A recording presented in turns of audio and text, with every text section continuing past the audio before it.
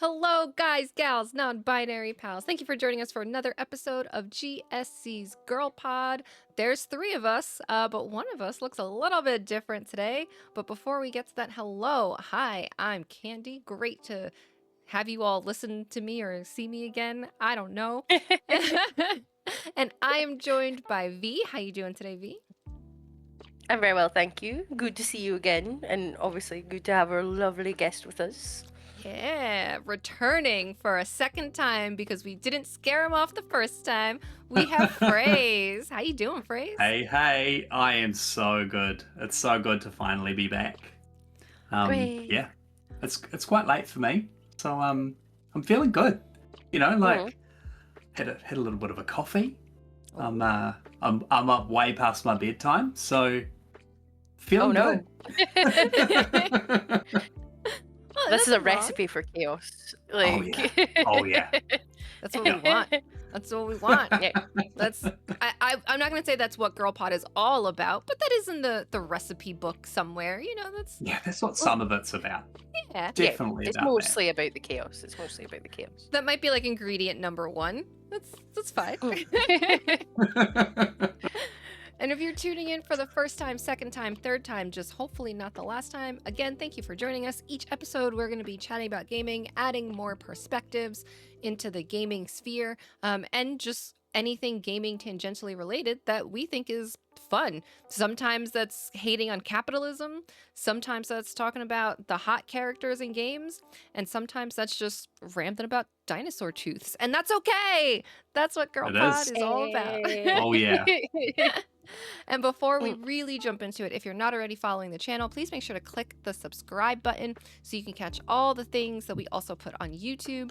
If you're on Spotify, you'll be able to get the notifications for these episodes every week. If you go over to the YouTube, you will be able to see spoiler cast interviews, and we've been having some guides going up there as well recently. Even Dano jumped in on the guide party with a video guide. Oh my I god. know. With his skateboarding train game. No, it was Yeah. with Killing Floor 3. Oh no way! Yeah. Yeah, he was That's like, can amazing. you upload this? And I was like, yeah. And then I was like, let me make you a little intro real quick, put the logo on it, and get it up there. He's like, anything helps, cute. right? And I was like, oh, he's feeling it now. Oh no. He's feeling it. No. Yeah, I'm feeling it. It's I love happening. I did see that Killing Floor had a massive new update. Mm-hmm. I'm so surprised that they're still going with that because it did not review well. I didn't think it did that well No. either. No, but I commend them for carrying on. They had a vision and they went with it. You know, for a game that's now at number 3 that started off as like a mod for, I can't even remember what game it was, but it was like a mod for some game. And here we are, number 3. Hey. Love it. Yeah, and I think, Yeah, I mean, 'cause the third one. Sorry, Oh, yeah, no, I go thought the third one did do as well because it was a bit of a departure for the second one. So I don't know, is the new update added some of those bits in for the fans of 1 and 2? Right. Ooh. Not entirely We'll sure. I've see, not we'll been following see. it. I wouldn't have been able to tell you that Yeah. it literally was a mod for Unreal Tournament back in 2005. That's wild. Wow. Like, damn. And what a game to mod too, Unreal Tournament. Unreal Tournament So was a good. banger. Like, Yeah. it was an absolute banger. Yeah, fair play I- to them. Like, Can't remember. Was it Unreal Tournament or was it Quake that 9 Inch Nails did the soundtrack for? Ooh. ooh, It that was is a one good of them. cut. Or maybe it wasn't 9 Inch Nails, but Trent Reznor definitely made some music for one of those real early shooters. Mhm. I don't Um, know. Yeah, Quake. Yeah. It was Quake. it was Apparently. Quake. Gotcha. Yeah. Yeah. Yeah, so Trent Reznor and 9 Inch Nails made the soundtrack for the original Quake, which apparently came out in 1996. Good grief. Like, Stop. that's not allowed. That's not allowed. Like, Wait, is that- surely. Is that pre or post sobriety for him? 96. Oh, I don't know. It'd be pre, I think. Right? Like, yeah, this would be Okay. in the full on black hole of Nine Inch Nails. Yeah. Yeah. Because you can, Yeah. I feel like if you listen to enough of their music, you can definitely hear the switch in the music. Yeah. And I do not hate pre or post, but there's definitely like a, I don't know. There's something about the switch that you can hear it. Like, it's like, this is post sobriety. This is. Yeah, you can really hear it in his voice. Like, his voice got healthier. Mm-hmm. Yeah. And like that I haven't seen Tron yet, but I've listened to the soundtrack and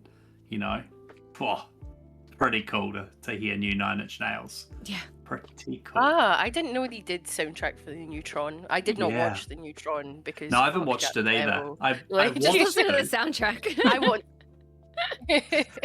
because I actually love the Tron universe, but Same. Yeah. stop putting Jared Leto in leading roles, Hollywood. Stop it. Like, he won one Oscar in a film because everyone else was really good. To be fair, he was quite good in Dallas Cowboy. I can't remember. Dallas the name Buyers of the film. Club, right? Buyers Club, yeah. But stop it. He's been well revealed to be a creepy little McCreeperson by now. Could we just stop it? Like, this, he is not putting bums in seats. Nobody wants to see No, he's Jared not. Leto. That's the other thing. He's not putting butts in seats, so it's like, why do we keep casting him in things? Yeah. Okay. Yeah. How did Morbius not kill this man's career? Like, if Morbius could have done one thing, how did it not kill the career of Jared fucking Leto? Well, that's because then we got memes out of it. It's Morbid Time came out of it, and all the execs were like, that's such a great thing. And it's like, no, you fuckers, that's not a great thing. It's People are not a not good saying it's thing. Morbid Time to be like, this was great. Do you think that Sony are not listening to the backlash about removing physical because they think it's a meme because they were tricked by the Morbius memes? Oh my god. They were tricked into re-releasing Morbius into the cinema because they thought that people loved it. Because they Like, thought that were people like, wanted it. yeah, Oh my so they're God. like, Oh. oh no, the internet's now just full of trolls. We can't trust It the makes me internet. really sad. It makes me sad because you might actually really be onto something there. Oh, They're like, no. none of these people actually care. They're just trolling us. They love digital games. They Right. hate God. physical ownership. No, they're going to greenlight Morbius 2, and we're just going to go for it. Digital only, like Yeah. just on the Sony's own streaming platform that only has the Spider-Man. What is it? There's a podcast that I listen to called The Weekly Planet, and they have a YouTube channel called Mr. Sunday Movies, and they call it the Spum, like it's the Spider-Man something universe. But yeah, it's like, It's yeah, so why good. why are you doing this? No, I No, actually it's the want to Sony see. Pictures. Sony Pictures Universe Marvel movies or something. The Spum. Oh my goodness. Like- I actually want to see, since Morbius, what has he been in? Because Tron. Yeah, I want to see like the like. Man. Didn't he Yeah, do but he like was, a like, 30 Seconds to Mars reunion tour or something in the middle there? Okay, so he's only been I in think they 3 call things that a since cult. Morbius. Retreat. I mean, yeah, Three? it's a cult retreat. So Yeah. he was in Morbius in 2022, then Haunted Mansion, which like he was Okay. in it, but like he's in it, but So not does fully he- in it because it was voice and motion capture. So like it's not his likeness in this. It's like his likeness, Mhm. but it's also based on like a different thing. Then Tron Ares, and then Masters of the Universe, which I have not seen Masters of the Universe. I know that it is now on streaming. Yeah, I noticed that tonight actually, that it's Yeah. on Prime. And I heard that it yeah. actually was an enjoyable movie. Not a great movie, Right. but Yeah. enjoyable. So I'm like, oh, maybe Cool. I'll give it a shot at some point. I've got time, Definitely. much like video games. I've got time for. Not everything needs to be the Odyssey when it comes to movies. I've No. got time for a little bit of cheese, just Mhm. like a nice, fun popcorn flick. I don't need to be Yeah. crying on my couch all the time. I cry on my couch all the time anyway. It could be an Yeah, advert. I don't need a movie to do that. like, I just need to take a good hard look at my life, and I'm like, fuck. This I is see a cute heaven. cat and I'm like, it's too cute. Oh no. Like, but yeah, I love a little cheap Yeah. popcorn flick. Like the Dungeons Definitely. and Dragons movie was so good. So upset that good. not everyone went to see that. But it was just like a fun, like, adventure romp. Yes. And I'm like, Yes. Yes. Yeah. this is what It's D&D. give the people Like, what they want. Yeah. Mm, but like, yeah, if you and don't that's realize what that that's people want. D&D, you don't play D&D. And I'm sure a lot of people that saw it don't play D&D. Mm-hmm. And that Yeah. it was just a weird thing. Just a weird movie that wasn't that great. But if with all the deep cuts and all the Easter eggs and all the little things, it's like actually it's very clever and it's very good. Yeah. So clever.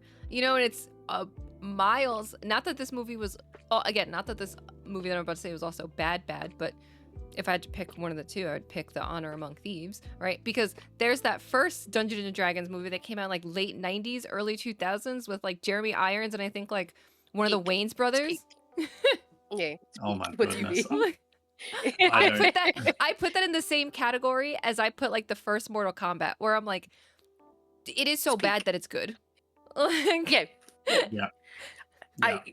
If you don't need to watch it for anything else other than Jeremy Irons absolutely devouring the scenery. He was told, be like the campiest evil villain you've ever thought of, and he was like, okay, so we're channeling Scar, obviously who he voiced, but we're also channeling a bit of Jafar. I'm like, I am here and I'm eating every single part of this set. I don't fucking care. Like, he's in his own movie. Other people are there, but he's in his own movie. But he's doing something 100%. himself. Yeah. 100. If you He thinks haven't he's in some watched sort of it, Shakespearean drama. He's on stage, and everyone else is in a very mediocre Dungeons and Dragons movie. yes, Like- yes. But that's what I mean. Like, it is so bad that it's good, right? And if you haven't watched it and you want to see something so bad that it's good, I recommend it.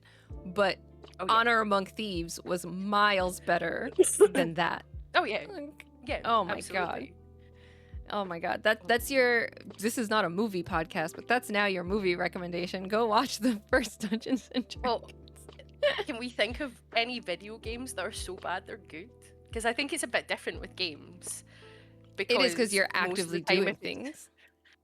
So Yeah, but yeah, most of the time it's like if I'm saying a video game is specifically bad, it's usually because it's too jank for me to enjoy, and I will tolerate a hell of a lot of jank. So I don't know if I can think of any video games that are so bad they're good. Like, I don't there's know. gotta be. There's gotta be some. yeah, there definitely will be. I Yeah. can't think of any off the top of my No, head. not off the top of my head. So bad that they're Well, good. you know what's great? That we can give each of you a few minutes to think about that while you also introduce the drink that you're drinking. So, Frase, since you're our guest, why don't you tell us about what you're drinking? And that'll give us all some time to think about some games that are so bad they're good. I'm having a wild night today. Wild night tonight. I've got a cup of English breakfast tea in my little cat cup. Yeah. I love that. It's got little cats on it. No crying, though, with all the cute cats, okay? No. Mm. But it's delicious. It's warm. It's beautiful. Got just a little splash of milk in there. Love it. Because I drink so much coffee that when I have a tea, it's really special. It's almost really, like you work really with coffee or something. I know. It's almost like you prefer another caffeinated beverage. Yeah. So much. It's like I drink so much coffee and I drink so much amazing coffee that even now when I have a bad coffee, I'm like, oh, that's an experience. I like this. A cup of coffee that's so bad it's good. We've got a cup of coffee that's so bad it's good. Yeah. So I'm super boring, but I've just got my cup of tea. Like I said, it's way past my bedtime. Mm-hmm. If I have anything else, this would just be a blank screen, and I'll be on the couch asleep. That's fair. That's absolutely fair. That's so valid. That's so valid. V, what you got? I currently it's not past my bedtime at all. It's in the middle of the afternoon, so I have an iced mocha. I don't have any ice cubes, or I would have put some ice cubes in it, just to caffeinate me through the rest of the afternoon. And I also have a nice glass of sparkling rosé. You can't see the sparkle because I drink all of my wine out of big glass goblets. But it also has some lovely fresh Scottish strawberries in it, because Scottish strawberries and I will not hear anything from anyone else. Scottish strawberries are the best strawberries in the world, and they are perfectly in season at the moment. So I got a big red juicy number. I just love strawberries. Just strawberries, full stop. Yeah, They are one of my adore favorite them. fruit, and they go so well in a nice little sparkly glass of rosé wine. One year when Santa, back in my hometown, Santa used to come and visit all the kids on a fire truck. So you'd hear the fire truck going, and you'd run out to the street, and Santa would get out, and he'd have lollies and all this kind of shit. And he'd always ask me what I wanted for Christmas, and I always wanted strawberries. Always. Oh, that's so cute. It is so cute. Yeah, just want strawberries. Just strawberries. That's so strawberries. Everything else is a bonus. Yeah. That kid, I'm thinking that the video of the kid opening the Nintendo 64, and it's just Frase with like a big punnet of strawberries. He's just like, this is fucking God! Yeah. The Nintendo 64 is still in the box. Frase is like, I don't care about the Nintendo 64. Yeah, it's just over There's there. It's not even opened. Oh my God, that's so funny. No, that's so cute though. So cute. What are you drinking, Ken? I have, so I have water with just some flavor stuff because stay hydrated. It is 9:45 in the morning, but it is also a Girl Pod episode, and I've been slacking on some of my drinks just because we've been recording so early. But I'm off for the next couple days. It's the birthday weekend, so I was like, we can start drinking early. However, I feel like I've had this wine before, and I have not loved it. But we're gonna try it. It is Cupcake. It's their Riesling, and I feel like I've had Cupcake before, and I've liked some of their wines, but I feel like their Riesling I've been very like on. But the liquor store didn't have that many options, so we'll try it. And if my face says it's awful, you'll know that it's awful. Like it. Do you know what would probably? Yeah, here we go. We're watching. Now I have an audience. Some fresh strawberries. It's not great. It's not great. Yeah, It's that wasn't a full blown, but it was like I'm not impressed by this. I'm not. I mean, it's clearly a Riesling, but it feels like a Riesling light, if that makes sense. Like, there's not a lot of flavor behind it. Yeah. Like, there's not a lot of sweetness. There's having fruit in the house. Just chop up some fruits, put some fruit in it. The only thing I have in the house is red grapes. And should I eat those right now? I don't know. Is it safe to eat those? I don't know. Definitely. Well, wash them first. I say, is it safe to eat them because it seems like everything that's somewhat healthy in the States still has potential for some sort of this will make you have explosive diarrhea. Although now the other thing that they said is now there's like salmonella going around in certain things. I'm like, nothing is safe here. Nothing is safe. Yeah. Isn't there Ebola? Don't you guys have Ebola as well at the moment? Or is that Canada? I think that's Canada. There was a little bit of time where I think that was a concern, and I don't think. Thankfully, we have one thing that's less of a concern. And I heard that hantavirus is now no longer a concern because all the people were monitored and they were fine. But now it seems like all the stuff is related to food. Like there is a big uptick of that, and I'm like, well, that's cool. I'll just eat garbage that I know is bad for me, but apparently is not going to get me sick. I can still go get a McDonald's burger and be okay, apparently, but I can't have a salad. Make sure it doesn't have any lettuce on it, though. Like you can really only the nuggies are safe. I mean, a lot of their burgers don't have lettuce. Most of the burgers in UK McDonald's have lettuce. Yeah, all our burgers have lettuce. Not here. Like you get a cheeseburger, there's no lettuce. You get a quarter pounder with cheese, no lettuce. Like the little small cheeseburgers don't have lettuce. And the hamburgers don't. But like the McChicken has lettuce. The chicken, the Big Arch has lettuce. Yeah, Big Arch. Crispy. I feel Big like Mac. The chicken stuff does. The Big Mac does. But I feel like a lot of the other things don't have it. We've got like a loaded quarter pounder burger at the moment that's got a bunch of stuff in it. It's like a quarter pounder, but it's got lettuce and tomato and some crispy onion bits in it. Oh, yum. That sounds good. Yum. I know what I'm doing later. Yeah, When you I'm wake gonna up, go you're going to get a little I'm going to McAfee. go and get McDonald's for breakfast, and it's going to be a quarter pounder. yeah. I mean, We nothing currently wrong have with a hot honey McChicken. No, hot honey McCrispy, which is just a McChicken but extra crispy. that. Mhm. And I know that news editor Mark had one yesterday because he was talking about it, and then he DM'd the UK chat being that it slaps, and there is a McDonald's literally a stone's throw away from my house. I can see it from my window, and I'm like, well, I know what I'm doing for dinner later. Oh, That's but so no, I'm going to my dangerous. friend's house later. I don't know. Well, no, No, you you make the can't pit do it. stop. You make the pit stop so you Yeah. have something in your stomach for when you go to the party. No, the wee nibbles. I don't want to fill up in case the nibbles are good. That's fair. I'll have McDonald's tomorrow when I'm hungover. There you go. That's the Plan perfect time for accordingly. McDonald's. Yeah. Hungover McDonald's as a pit stop on my way to play Dungeons and Dragons. So just be There you like, go. arrive at my Dungeons and Dragons session just with a bag of McDonald's. Like, I'm here.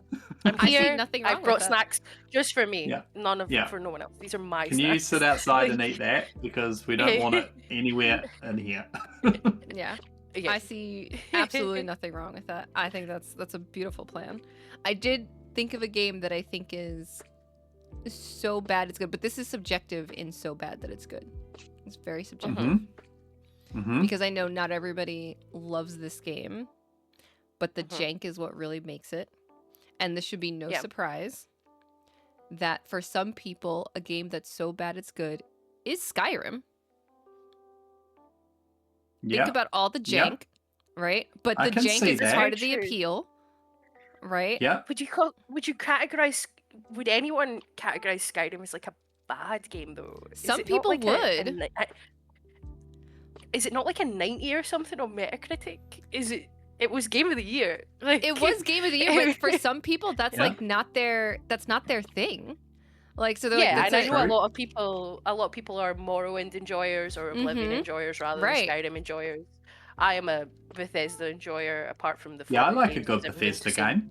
and they everything's come with same the colour jank. in Fallout. They do come with the jank. Yeah, I was thinking again along the lines of jank, but more of a cult classic. Yeah. Was Deadly Premonition, which I know lots of people love, because it's very Twin Peaks. Okay. But Mhm. is also almost just an incredibly janky game, and a lot, not just that it's janky, a lot of the mechanics are just kind of bad, but it has a massive fan base. Like, so that was my pick for so bad that is good. That's fair. I really enjoyed that Gotham Knights. Oh, okay, yeah. And To be again, fair, Frase is the master of so bad it's good games because Frase will play anything. He loves himself a little bit of Skull and Bones. Like, oh yeah, there we go. Why didn't we think of that? Skull and Bones. So bad it's good. Done. Yeah. Absolutely done. I actually, funnily enough, you're talking about Bethesda just then and bad games. I just finished playing potentially the worst game I've ever played in my life. And it was a Bethesda game, also with Rebellion, who are two pretty big names. Okay. Looking up, this game got 27 on Metacritic. Wow. 27. What game is this? We need to know. It's called Rogue Warrior. I've heard Now, of this. Yeah, so it's like 2009. Mhm. The main character is Oh! voiced by Mickey Rourke. You just streamed this. Yeah. Yeah. Yes. Mm-hmm. Yeah. It was so bad that I finished it and then I played it again on hard. Yes. Was this Oh my just for God. achievements, or was it so bad that you were like, I actually love this? A little bit of both. Yeah. I am a bit of a sucker for punishment, Yeah. but I finished it and I was like, I wonder how hard is, because easy was hard because it was so bad. So it's like it's a first-person shooter, but it has third-person cover, like Gears of War. So you're first person, and then you hit one of the bumpers, and you hug the wall. But then when you turn out to shoot, you've got a very small aiming window that you can't go outside of. So if someone's up there, you can't aim up. You have to like leave the wall and first person up. It's so bad. Oh my That It god. was so bad. That does sound pretty dreadful. But and just the fact that it's like Bethesda and Rebellion, like they went on to do some pretty big things. But yeah, couldn't believe it. Mickey Rourke was the best part in the whole game. They tried so hard to make it edgy, and the little one-liners that he does when you like do executions. You can't say that now. You can't say some of the things that he said in that. And yeah, a lot of weird racial stuff, a lot of weird like sexual stuff, and it's like, again, we're sitting. It's only 2009. It's not that long ago. Right. How did this project get greenlit all the way to completion? Yeah. And no one stopped them and was like, I don't know, this. It's kind of not. It's not like going the way we want it to go. And then someone's like, do you know what? Let's just release it. It'll be fun. That'll be fine. Yeah. 27. People won't notice because they'll be so dumbfounded by the mechanical third-person cover in a first-person shooter. Yeah, and Mickey Rourke just being so aggressive to everything. That's kind of want to play it now. It's kind of sold me. Right. Like... Yeah. Yeah. So it was interesting. It was interesting, but yeah. But like I said, I'm a real sucker for those weird things. Like I loved the Gotham Knights. Again, people were wanting a Batman game. We didn't get a Batman game. That latest one with the Justice League, again, not what anyone wanted, but I found it really fun. Yeah. It just, So what I'm just hearing, weird. Is that Phrase's Twitch channel is all going to be the games that are so bad they're good. That's going to be his niche. Yeah. Yeah. I have a recommendation if you have not played it. But since you brought up the fact that Rogue Warrior was Bethesda, have you played Alpha Protocol from Obsidian? I'll look it up. The name rings a bell. It's like a stealth RPG shooter that was very mixed on... well, it's an action role-playing game, but yeah, it's shooting mechanics. But yeah, was very mixed in reviews when it came out. It's a fun game, but it is very jank, and you can definitely spec your character to a point that like the game just doesn't let you do things. It sort of expects. I don't know if it's like they took a little bit of that and took it into like the Outer Worlds, which I really enjoyed.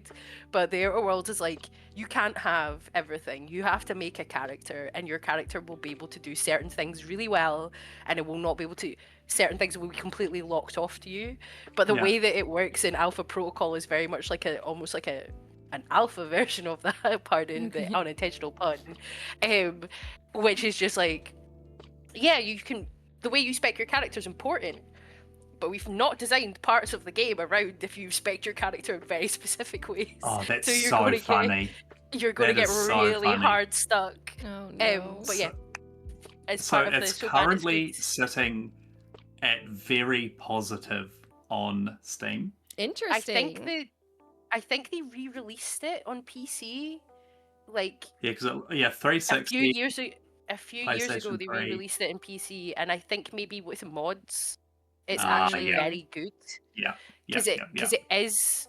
The story's very fun, and as someone who enjoys like a sort of stealth game, and I don't think we have enough sort of stealthy games. It is a good game, but like when when it first came out, it was very much maligned. So I don't know if the Xbox 360 version is still. Oh, I love that. I'll put A it bit on the of- list. I'll put it on the list. Because I think the next couple I'm doing is The Wanted. You know that movie with the the movie bending with bullets? Jolie, yeah. Yeah. So there's a game. Okay. So Okay. I'm gonna play that. And Yeah. also, what was the other What's one? the one with the werewolves? What's the werewolf game that they?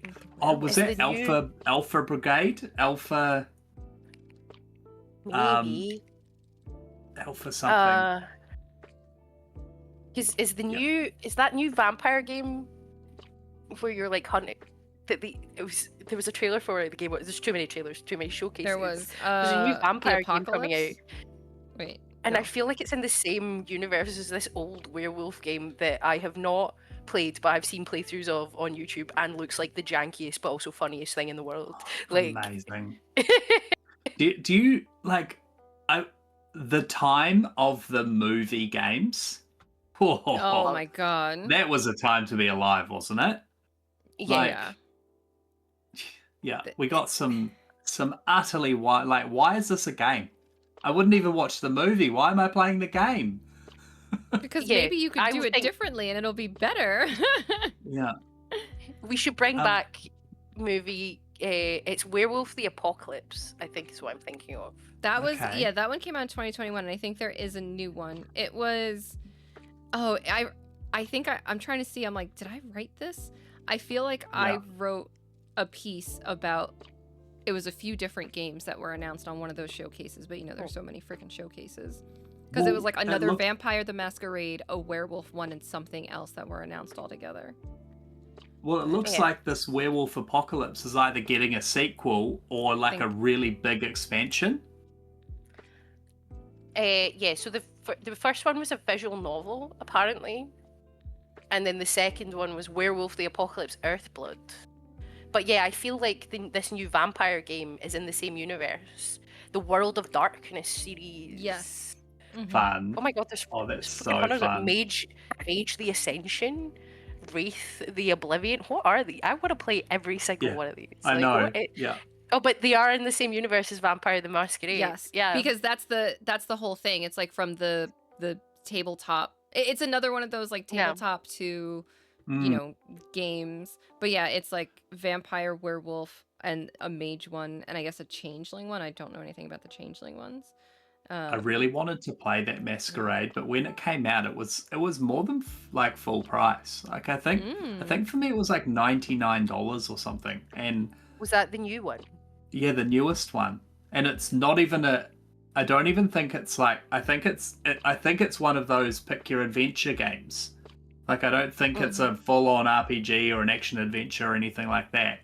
It's dialogue, choosing options, doing stuff. Yeah, I think that makes sense from what their origins were, right? Since their origins were like tabletop, and I think then it's like I think it's one of those things where, and I think V, you've said this on the podcast about like Baldur's Gate, which obviously is a little bit different, but it's like, well, then I'd rather just play D&D, right? And I think the World of Darkness and some of their initial ones, it's like it very much felt like, well, especially if you're just going to be text, I'd rather just try to get people together and play the tabletop RPG where it's just words and maybe some, dice. I haven't played Vampire the Masquerade, so I don't know fully how it works on tabletop. The original one I think does fall into so bad it's good category. That's like fair. it's full CRPG, early CRPG jank, and I think it is actually fundamentally a little bit broken. But people love it so much they have modded the hell out of it. So again, it is To make it playable. good. But To make again, it good, I love that. you have to play it purely for all of the dancing animations in the vampire nightclub because it's peak gameplay. It's so good. Yeah. But yeah, I I'm think here for it. I would say also just the depth of the role-playing mechanics in it is incredible. Like you, depending on what vampire, the whole thing is the Masquerade is you can't let humans know you're a vampire, but depending on what class you start, well, no, it's not class, but which type of vampire you start off with, it can be really easy because you can be sexy, charismatic vampire and just charm you, but you could also just be a little fucking goblin man who can't leave the sewer. Like, Yeah. That's amazing. Yeah. So, I'd go down the Kate Beckinsale vampire. Oh, absolutely. Uh, Underworld, Then do a what hard good mode movies. run when you have to be little goblin man who can't. Little leave the sewer. goblin dude. Oh my god. Oh, that's so good. That's so good. Oh, I'm glad we got there. We found some games that are so bad Yeah. they're No, good. see? These are recommend. Yeah. Just needed time Another to cook. one. I've got another one. Another movie tie-in.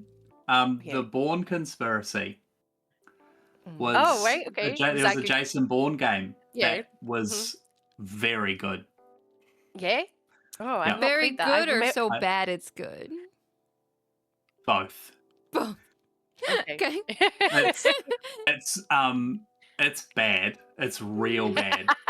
But there's just something about it that just is so amazing.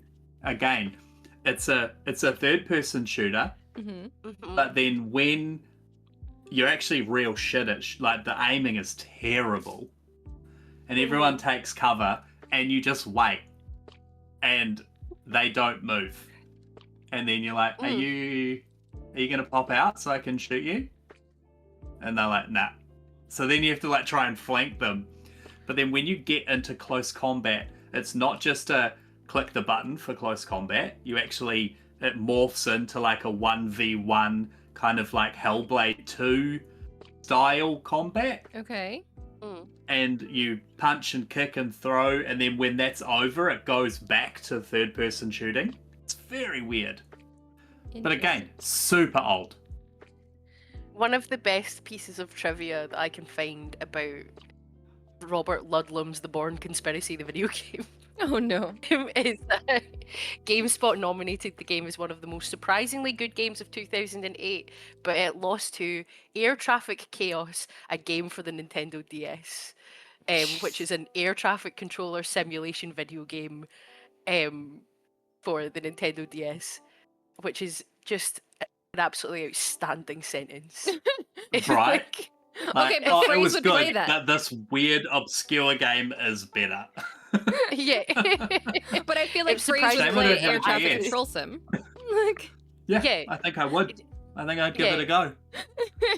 It's literally it's like On a the little DS anime. as well, it'd be terrible. Yeah. oh my It's God. its Japanese name is Boku wa Koku Kansaiken. I can't speak Japanese, I'm so sorry for that. But it translates directly to I am an air traffic controller. This is absolutely your game. This is your game. That is phenomenal.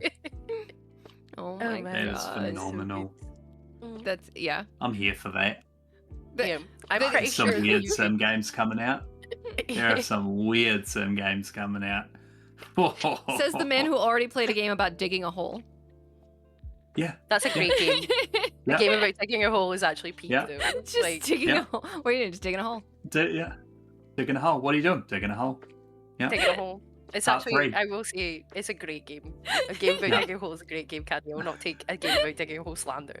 Like, No. I just No. remember I think I had gotten an email about it, and I don't know if I gave you the code or we also got a code somewhere else, and I was just like, does anyone want to play this? And you were like, I'm in, and I was like, just digging a hole. Like what is this game? And then it was like, it sounds like you actually had a good time with this game. I did.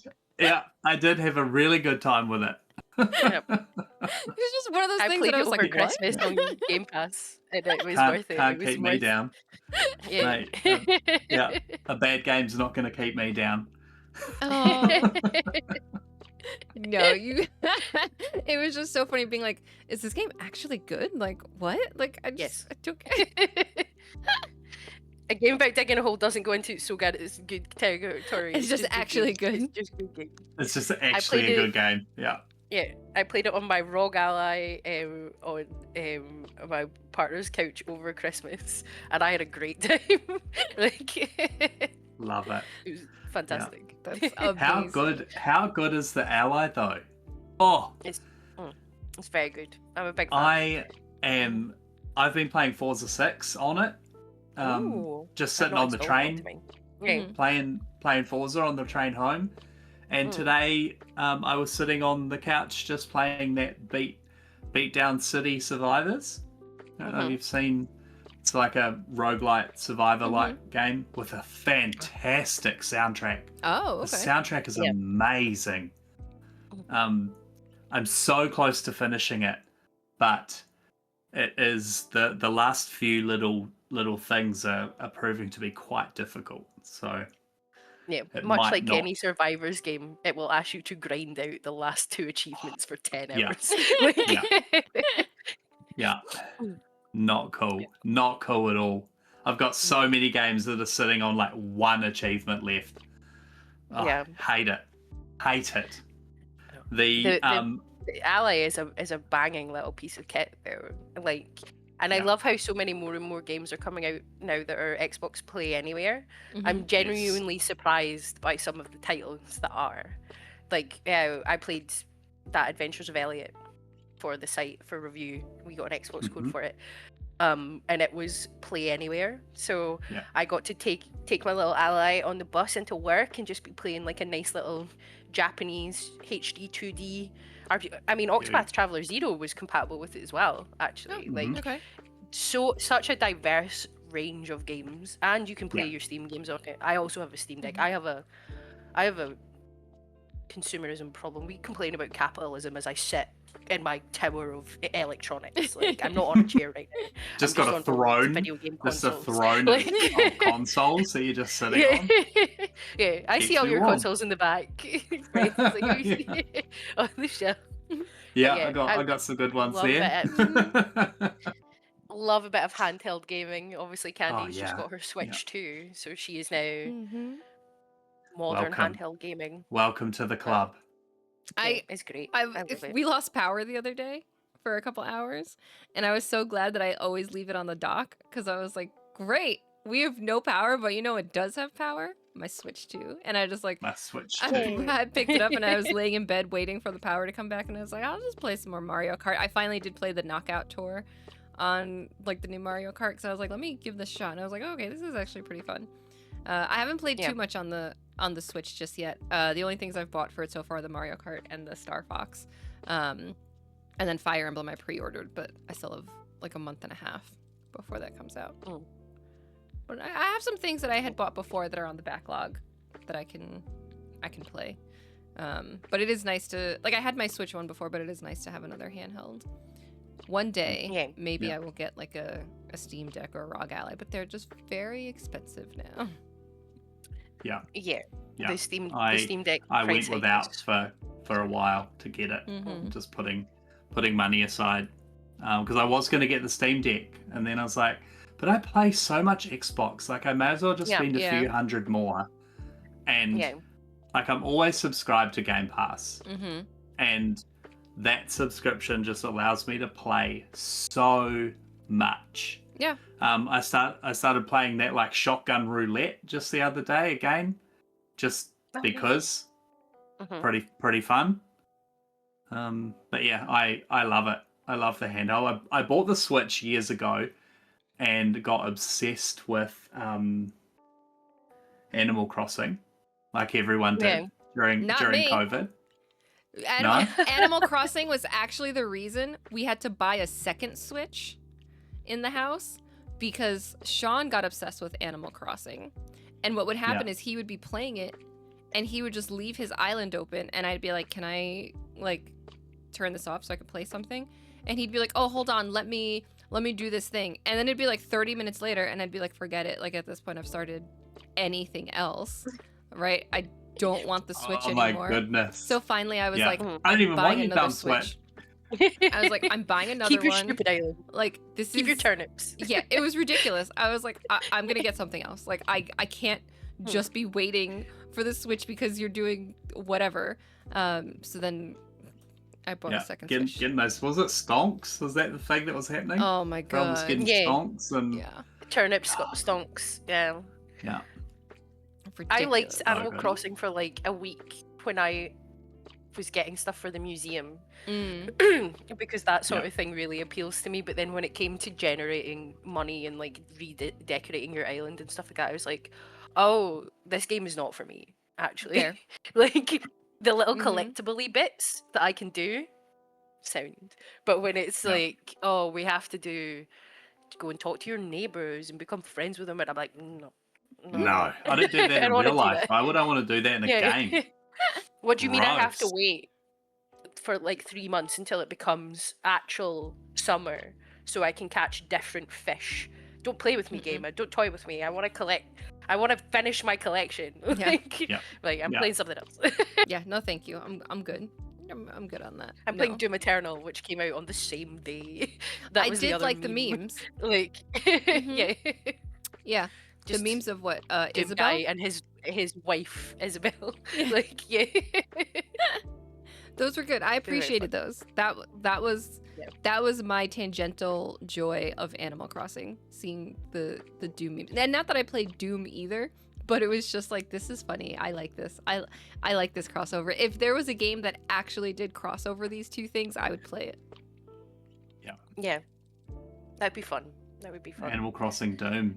Yeah. Which way would that go though? Would Animal Crossing enter Doom, or would Doom enter Animal Crossing? I think enough people are big fans of Animal Crossing hate specific villagers enough Mm-hmm. that you could introduce Doom Guy and just let him shoot or chainsaw the villagers you don't like. Yes. I just feel like replace them. Yeah. Yeah. I feel like the fans of people who love and still play Animal Crossing, they Mhm. hate some of these villagers with such a fiery passion. If you got the chance to chainsaw them, they would drop money on that DLC. Oh, 100%. Yeah. 100%. You know what to do, Nintendo. We know that Yeah. most cozy gamers are actually kind of psychos when it comes Yes. to things they like in their cozy games. Mhm. Like, let them kill the villagers they don't want. Like, Yeah. The only I don't downside want is that Tom then Nook. it's another farming sim. Like, I know that's not the full No, but thing of just- Animal Crossing, but I'm just like, because there was like that Harvestella, right? And I know it's a little bit different, but it was like, it was a farming sim, and then it had RPG elements where you did go and fight things, and I'm just like, oh my god. And it didn't blend well, but there is a way to do it, I think, if you really do blend those two types of things, but I think you have to be very careful. Because I feel like people thought Harvestella was going to be great, and then it wasn't. I'm going through my mind palace to try and pinpoint what Harvestella was. Was No, that I one that don't was know part of the Harvestella either. Was that one of the ones that was in that Nintendo Direct that was all farming sims? Like, I don't think it was every single all farming game. sims. It was a Square Enix life sim RPG that blends farming, life sim, and action RPG set in a fantasy world threatened by a deadly quietus season. This came out in 2022. My God, it's so Japanese. Yes. There was that Nintendo Direct at though, that. and like every second There game wa- was yeah. like a life sim, and I think I remember Mm-hmm. this. Is it 3-on-3 like combat? It looks like it. I don't know. I honestly didn't play it. I was like, I'm out on the... Once I saw there was like a farming sim mechanic, I was like, I'm out. And I was like, I'd rather Yeah, I just think play a I- Rune Factory game at that point. Yeah. Um, Do love me Let me some just- farming sim though. I can't. I get too I can't. bored. I just love driving my tractors around, harvesting my wheat. Oh yeah, No. you love specifically farming simulator. Yeah. not like these ones, but the specific farming simulator. The specific, the actual one. farming simulator. I don't Yeah. care about gathering my crops by hand. That's what tractors are for. What the fuck do you Yeah. mean? Yeah. That I have a What? farm, but I pick each individual carrot. You idiot. Like, No. And why can't I just hire people to do it for me? Why do I have to do it? You know what? yeah, I mean that is kind of a bit weird. in That's most what I- farming sims. I love We don't that. have a huge amount of automation. No. Like, But I love that about the most recent Rune Factory game, Guardians of Ozma. You could put people to do it for you, and I was like, this is how you do a farming sim for me. Let me put people in position so that they Yep. can do it, and I'm out. Why do I gotta I'm do out. this? Yeah. I'm supposed to be the hero of this town, but Yeah. I'm wasting my time farming. Get out of here. Pish posh. it's weird that almost all simulation games that have other forms of like crafting and stuff in them then eventually lead to a very complex automation mechanic, apart from things that are like Stardew Valley. And I know it's because Stardew Valley doesn't have it, but Stardew Valley, presumably it's because everything else comes together to make it one of the best games ever made, even if it's a game not for me. Like, but it's like, when you're copying it, you are not Stardew Valley. So maybe just look a little bit at like Satisfactory or something, which is also a really great game, and just chuck a little bit of automation in it. Like, So you can just waste like- away to Satisfactory for the next 60 hours to build the perfect, like... well, yeah, I just like, I mean, if you want people to, I don't know, it's difficult because I can't give a lot of advice on it. I don't play these games that often. I can't really play games with a huge amount of automation either, because I get really frustrated if I feel like I've put something in the wrong place and then it's not, and I know I need to take everything up to rejig it, and then I'm like, No, this is not happening. This is not happening. But yeah, I'm like, you don't have to copy Stardew one for one. You could take little elements from the other games in similar genres and make your own little game, you know? Like, whereas I think a lot of games do just copy Stardew one for one, and they're like, oh no, this one's different because it's in like a fantasy land, and I'm like, who gives a shit, bro? People are just playing Stardew. Like, what do you mean? Like, What? Copying Stardew? No way. Yeah. But it's okay. Frase is not going to play Stardew because there's probably not a tractor that he can drive. But what I if want to there's no know... tractor, I'm out. You're not on it, If right? If I can't kill something, or I can't drive something... Oh, you can kill things. You can kill things in Stardew. There's dungeon crawling. See, now am I going to play that? You should go to the it. caves, but you can kill things. It's never interested me. It's just one of those... Same with like that Pal World that's just come out. That's full I access. I hope they do very well in their lawsuit against Nintendo, because fuck that. But the game doesn't interest me at all. No, but it, like, I don't know. There's so many things about it that do interest me, but put them all together, and I'm like, oh, nah. Yeah, no, that's fair. That's the core concept of just like Pokemon with guns doesn't appeal to me, I think. No. I don't like survival crafting games either. I get bored very easily. I get lost. I get like they're a time sink for me. Like you with the automation thing, like with the crafting, I have to build a house, and the house has to have 2 floors, and then my kitchen, and then I need to have a living room. Oh, I probably should put a little garage on here as well to keep my car that I don't have. And all of a sudden I've been playing it for like 60 hours and I haven't even done anything. Yeah.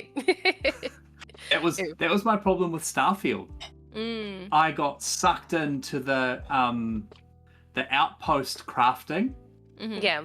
And I never even finished the game because I had put 50 hours into it, and I was like, oh, I have to play the game now and I'm done with it. Yeah, I did not finish the main quest in Starfield, and I know that apparently the game really opens up the first time you finish the main quest, because it's like cyclical. Well, but yeah, apparently much like you Frase, get magic powers. I haven't even got the magic powers yet. I did find the first set of magic powers, I think.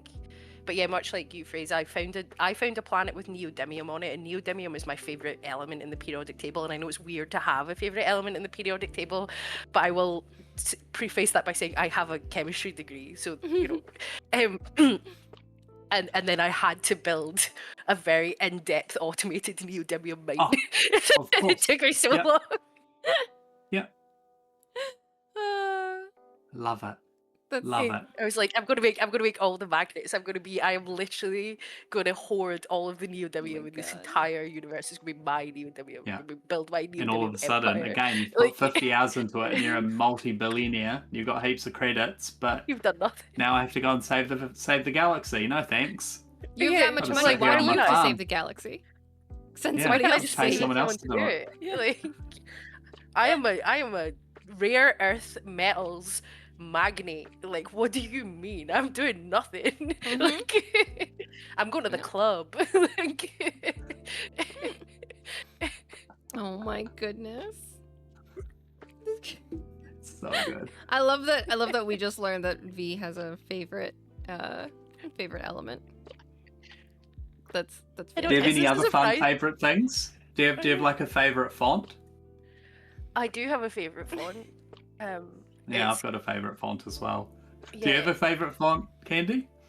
I don't actually.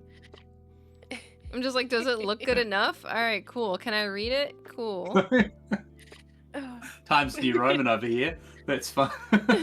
I'm like, what Arial? Like, whatever, that's fine. Like, Times New Roman, cool. Like, Calibri, whatever. I can read these. This is fine. Like, unless I'm actually trying to, like, design something, then at that point, I'm like, okay, what fits with whatever I'm trying to design? If not, I'm like, Yeah. it doesn't matter.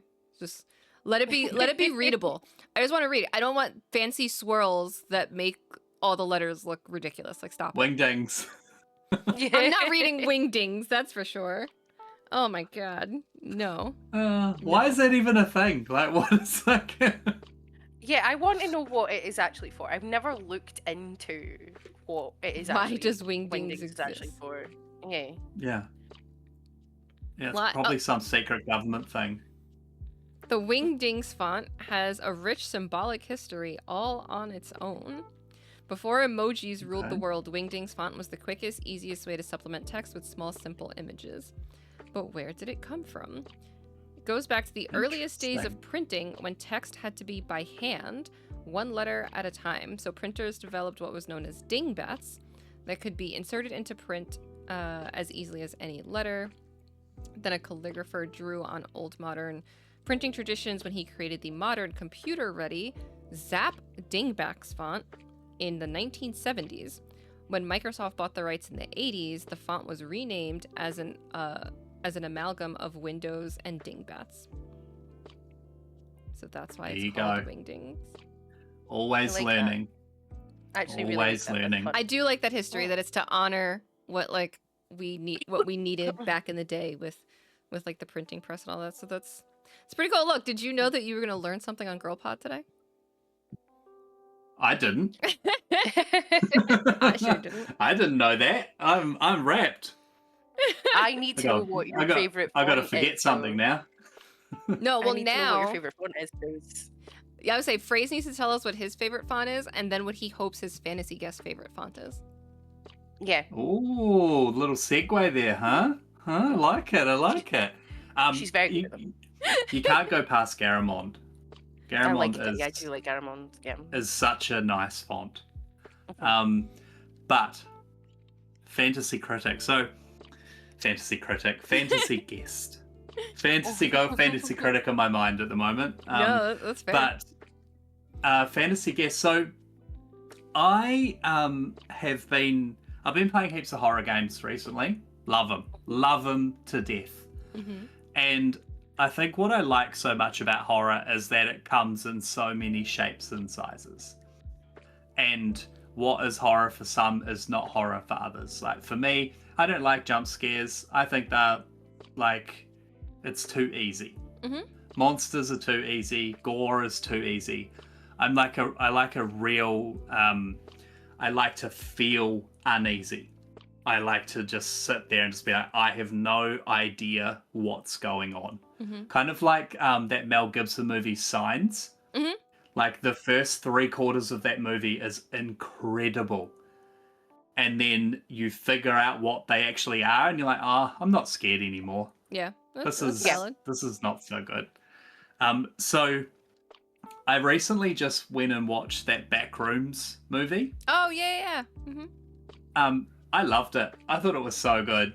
There was one part in it that was just so. I loved the sound design in it. It was just that little bit too loud. Mhm. So you're sitting there, and the whole time you're just like, "Why is this so loud? What is going on? Why can't I understand this?" And so it kind of got me thinking more and more and more about horror and all that kind of cool stuff. And one of my favorite horror authors is H.P. Lovecraft. So I would love to have old HP on the show. And Okay. I would love to have a chat to him about his horror and what he thinks of like horror video games now and kind of where it's gone. And people that have taken his ideas, because like Cthulhu is in everything. I mean, there's a whole genre of horror named after him. Yeah. Well, there's even that dating sim. Sucker for Love. Sucker for Love. That's it. So, like it's in There's Doom. 3 entries into that series. Yeah. I would love to show H.P. Lovecraft the concept of a video game. A man who was famously so afraid of air conditioners, he wrote a horror novel about air conditioners. I think he might die. I know. Again. He'd just die again. He would just be like, ah. Yeah. Knowing H.P. Lovecraft, Bloodborne, and then watching H.P. Lovecraft write a series of short novellas because he's so freaked out about the technology behind Bloodborne would make some of the best eldritch horror you've ever seen. I think so too. Like I just I just love the idea of the unknown. That's my favorite horror. And so one of his works has just been turned into another game. It's just come out recently, The Mound. And so it's been something that I've been trying to get people to play with me, but because I'm in Australia, everyone's always asleep, or I'm always asleep. It's the curse. But we feel so honored that you stayed awake to record this episode. I couldn't not. I couldn't not. When the call went out, I was like, oh my God, I have to. Yeah. Mom, I'm staying up late. talking to my friends. I want to talk to my friends about H.P. Lovecraft. Yeah, I want to talk to my friends about H.P. Lovecraft. That's fair. That's fair. I mean, y'all might actually. I'm trying to think if we had him on the podcast. Based on some of his views, I don't know that you and I could be on the podcast feed. That's a good point. Was he a misogynist? I thought he was just a rampant racist. He was very racist, but he held specifically English people like to the highest of standards. Like it wasn't just race, it also like went back to like the English were the thing, and then would he have differentiated between English and Scottish people, or would he have quite a lot of Americans just put them all together as British? It sounds like it depends on what version of him we get. Because to be fair, he was a horrible racist, but then towards later in life, did he not started to kind of realize that was really actually bad? That's a pretty shit viewpoint. Yes. And it says by the 30s, he his views had been a little bit more moderated. But even in the way that it's like a little bit more moderated is still he was a rampant racist. Yeah, because I'm wild, isn't it? I'm looking at his Wikipedia. If you think about it, and back in 1920, no, it was even earlier, wasn't it? When was he? He was born in 1890. Yeah, 1890. So everyone was still seeing in black and white back then. So yeah, literally. He regarded non-white members of the upper class as honorary members, but he did not hold all white people in uniformly high regard, but rather esteemed English people and those of English descent. He argued for a strong color line to preserve race and culture. He uses some of that in like some of his works, with like the inbreeding with humanity being framed as miscegenation that corrupts the people of Innsmouth. Initially, he showed sympathy to minorities who adopted Western culture. He even married a Jewish woman he viewed as being well assimilated, and his views then moderated, and then he supported ethnicities preserving their native cultures. He thought a real friend of civilization wishes merely to make the Germans more German, the French more French, the Spaniards more Spanish, and so on. This was a shift from his previous support of cultural assimilation. His shift was partially due to the result of exposure to different cultures through like his travels and circles. This resulted in him writing positively about the Quebecois and First Nation culture traditions in his travelogue of Quebec, but this did not represent a complete elimination of his racial prejudices. Be fair. So, Not to I mean, defend very interesting gentleman, right? Like, yeah. not to defend racists of old, obviously, but I do think I personally am not a fan of judging people from many moons ago from modern standards, because obviously he was a racist by modern standards. By any standards he was, yeah. Oh yeah. By any standards, he was a racist. Yeah, that was bad phrase. No, yeah, I know what you mean. He was definitely a racist. But like, it's weird when people say things like, I know that there's a big thing about separating the art from the artist, but it obviously I can't comment fully as someone who is not affected by racism. But it is slightly weird to me. We are now in a time where it's like you look back at history and you can't take it from or art from back in the day and take it from the culture that it comes from and understand that parts of it are very problematic, but not still be like, this is really interesting. Like, I love a bit of H.P. Lovecraft. I've got H.P. Lovecraft books on my shelf and things like that. But yeah, I think it's one of those some people were bad. But actually, like Shadow of Innsmouth and At the Mountain of Madness fucking slap. Bro, I'm sorry, they just do. They do. No, that's the thing. They do. We may just need to submit our questions and be like, hey, can you answer this question? Don't worry where this question comes from. We'll get despite the we'll fact just make them real uncomfortable. We'll just get like, we won't tell them. And they can just sit there. And then he would write horror stories about us. Oh, yes. Yeah. We could inspire his next. Yeah, definitely. Yeah, there was a couple of old fish wives. Version of actual fish wives and H.P. Lovecraft's version of Bloodborne they would write about after we have showed him Bloodborne on the PlayStation that he will not understand. Like, yeah, he's like, what is the sorcery? Yeah.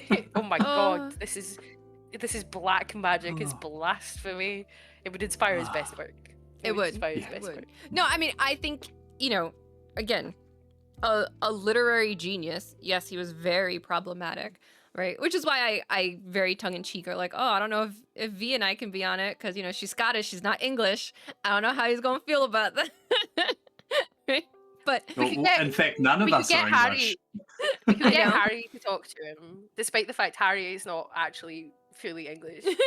But he sounds the most English out of all of us. Yeah. So we could get Harry to talk to him, and I think he'd be fine. We just not tell him. Like, no, like, Harry, you have to talk to H.P. Lovecraft. I'm sure he got it.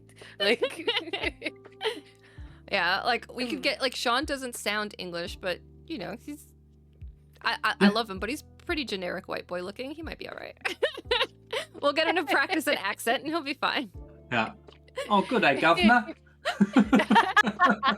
Be like, which one can you do the best? Okay, stick with this one. Yeah. Okay. We could tell him that Addy is English, which he is, and he would not believe us because he's not understanding that Yorkshire twang. He'll have never met anyone from Yorkshire. Like, when H.P. Lovecraft thinks English, he thinks received pronunciation, like the Queen's English. The Queen's English, yeah. God, he's the worst kind of English. Yeah, he's not thinking about regional English accents either. Like, no, but I think it would be interesting to have, like, if you could go back in time and like ask these questions, and because that's a character that's a historical person who has just inspired so much, right? Like when you again, for all his flaws, when you think about what he's inspired, board games, movies, video games, like additional like books, and to have a Yeah. whole subgenre of horror just be named after you, right? Like Lovecraftian horror, and anybody who knows anything about Lovecraft or has sort of dipped into different genres of horror will know what you're talking about, right? Yeah. So it's Yeah. really interesting. And there are people who don't even know it, and then when you're like, this game or this thing, they're like, oh, that's what that is? Like, Yeah. the levels you think of of exposure. you think of an octopus man, that's HP. HP Yeah. Source. Yeah. Even just in terms of things like that fear of the unknown Mm-hmm.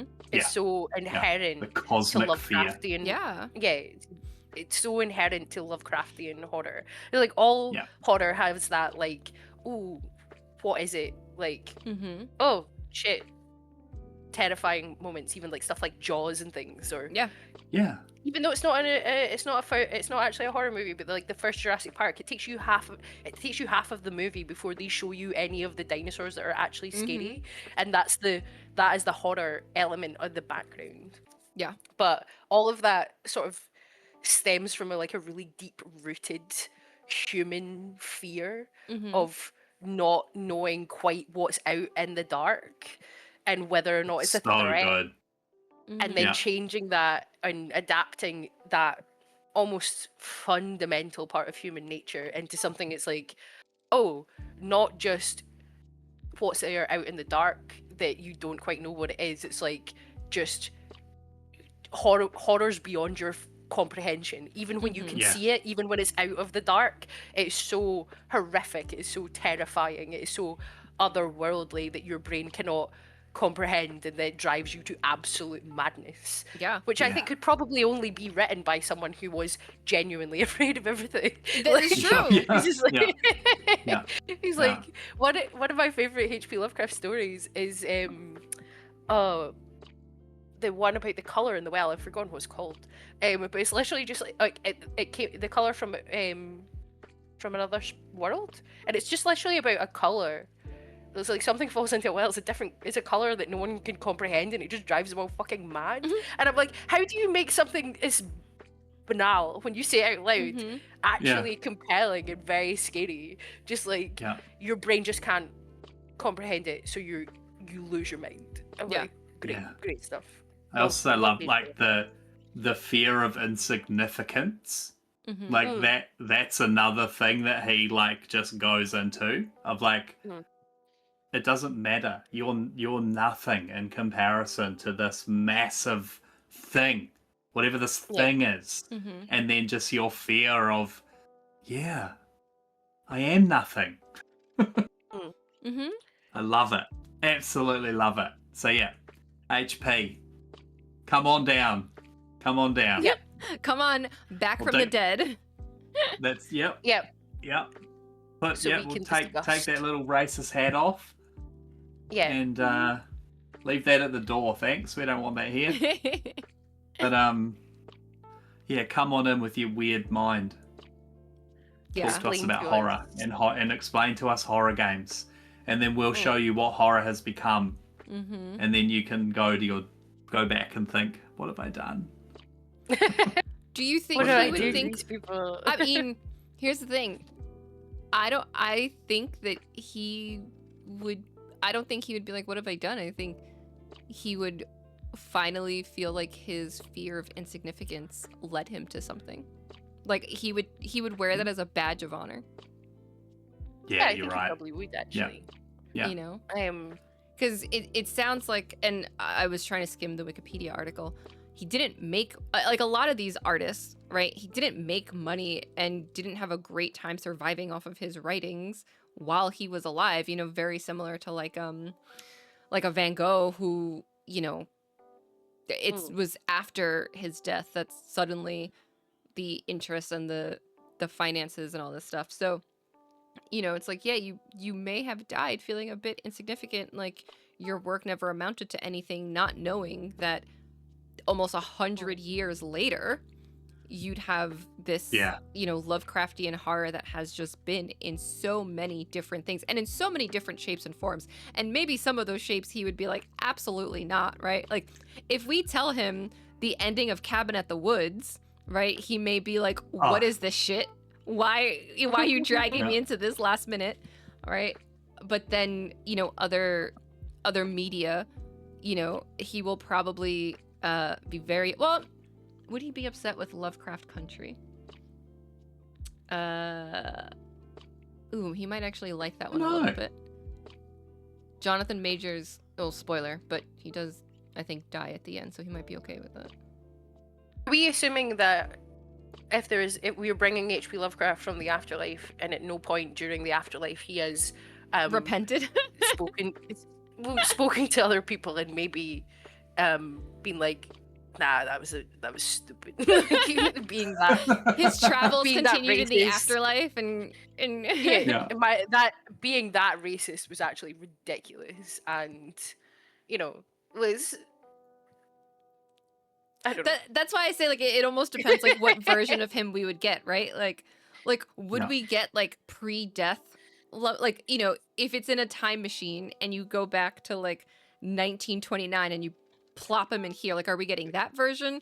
Is there some way that he's, like, reborn or reincarnated or, like, pulled from the underworld, right? Through like, time. Yeah, we just bring his spirit from the underworld, very horror style. We use a Ouija board and we summon H.P. Lovecraft from the underworld, and he's chilled out a bit because he's been there for a long time, and he's presumably spoken to other spirits in the underworld, and they've been like, "That's not fucking cool, man. This is outdated thinking. This is not okay." Yeah. No, we don't think like that anymore. No, it's not acceptable. It's not acceptable. However, Cthulhu slaps. Right. And the Madness slaps. Yeah. Yeah. Love it. Oh, there's so many of those things that are just so good. Like, I think my first real deep foray into Lovecraft was more board gaming. So there's games like not Arkham Horror. Like no, not Arkham Horror. Thankfully, was not the first board game because I think that would have been way too much. Elder Sign was one that I played because it's like a very toned down version of Arkham Horror. I have played Arkham Horror before, but that is like an all-day commitment. Yep. But Elder Sign was the first one. Should we do a GSC online session of Arkham Horror? Because it is very fun. I mean, we probably should. If we could get people to really commit, I would do it. I would 100% I'm down. do it. I'm absolutely. There is the toned down version called Eldritch Horror. Yeah, I looked over. I have a it. big map. I do too. I have like, a big thing of board games, and I'm like, there's Eldritch Horror. I don't know if you ever played. What did they actually call it? Because I also love the Pandemic games. Oh yeah, I've played some of those. I also have a board game that I kickstarted from a Polish company, and I think it is actually just called The Call of Cthulhu. Yes, there is one called Pandemic Reign of Cthulhu. That's the one I've played. Yeah, I think we need to get fun. Hard. Yeah. I wonder if they have a DLC for that on the online, on the video game version of Pandemic, because that would be fun. Because you can all play co-op in Pandemic, can't you? I have Pandemic on Steam. I don't think they have a DLC for it. I have played Pandemic a few times on Steam. It's not quite the same. It took me and my friends so many times playing the Pandemic Cthulhu before we beat it. We finally beat it, and then we like walked away and haven't touched it since because we don't want to lose that high of having beat it. But it's very good because you're also dealing with like the cultists and moving around and your sanity and your health. Really, really fun.